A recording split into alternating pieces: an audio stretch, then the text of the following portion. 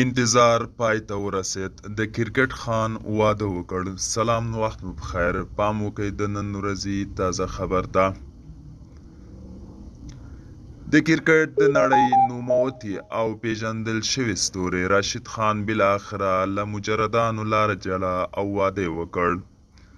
د خان د واده مراسم د یو لړ امنیتي تدابیرو په ترڅ کې کابل کې ترسره شوه، چې د افغان کرکټ ملي لوبډلې ګڼ شمېر لوبغاړو، د کرکټ بورډ چارواکو او ګڼ شمېر هیوادوالو پکې ګډون درلود.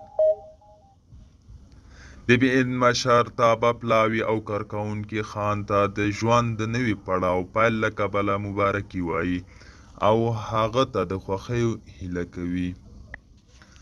د کرکټ خان او د کورنۍ د غړو واده دې بختور وي. راشد خان نه یوازې چې د کرکټ د میدان نړیوال اتل دی، بلکې یو بهترین او په وطن مین شخص دی.